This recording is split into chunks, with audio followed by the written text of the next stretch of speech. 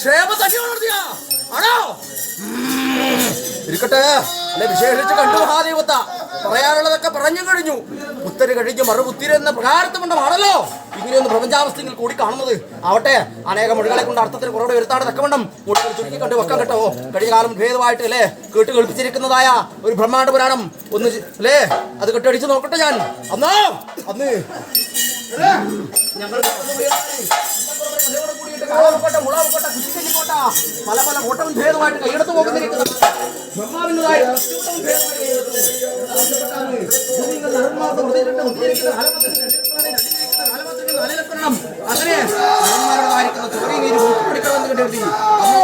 അങ്ങനെ ഇല്ലല്ലോ. അന്ന് കരിങ്കോഴ മാംസം കടൽ പോലെ സംഘടിച്ച് ഉക്കണ്ടാപോത്തി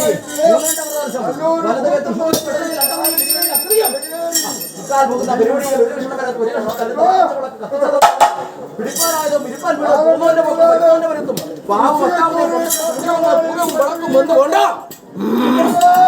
ദുഷ്ടന്മാരെ ദുഷ്ടന്മാരെ പരിപാലിച്ചും ശ്രേഷ്ഠമായിരിക്കുന്നതായ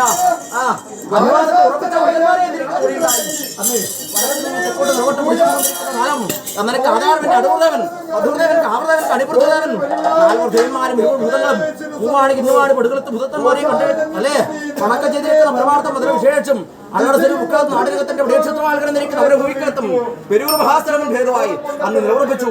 ശേഷം ബിരിയാപ്പിന്റെ ഭഗവാനകത്തും അവിടെ നിലവുറപ്പിച്ചു. ശേഷം എന്റെ എന്റെ പാലാട്ടടി ഓടിയിരിക്കുന്ന അനുഭവത്തെ കൊണ്ടും അതിന് വിശേഷം എന്റെ വീട്ടിലെ കരുവരാതിമാരും വിശ്വകർമാവും മഹാലോകരെ ഏവരും ചേർത്ത് പിടിച്ചിട്ട് എന്റെ കോതോളി വളഞ്ഞമാരെ കുടിച്ചുകൊണ്ട് കന്യാസിൻ ഭേദമായിട്ട് അന്ന് നിലവുറപ്പിച്ചുള്ളൂ. നിങ്ങളുടേതായിരിക്കുന്നതായ ആ ഭക്തിയാകുന്ന തപസ്സിന്റെ ഫലമായിട്ട് ഉത്കൃഷ്ടമായിരിക്കുന്ന ഭേദമായിട്ടും ഞാൻ നിലകൊണ്ടുവല്ലോ അല്ലേ. ഭേദാഭേദം വരുത്തുക കേട്ടോ. ഭക്തിപ്പെട്ടും ഭയപ്പെട്ടും ഭക്തിക്കാരായിരിക്കട്ടെ സന്തോഷമായി ഗുണപ്പെടേ ഗുണപ്പെടേ ഗുണപ്പെടേ. അതിനുശേഷം എന്റെ അഹമ്മമാരെ ഒൻപതിലെ അങ്ങനെ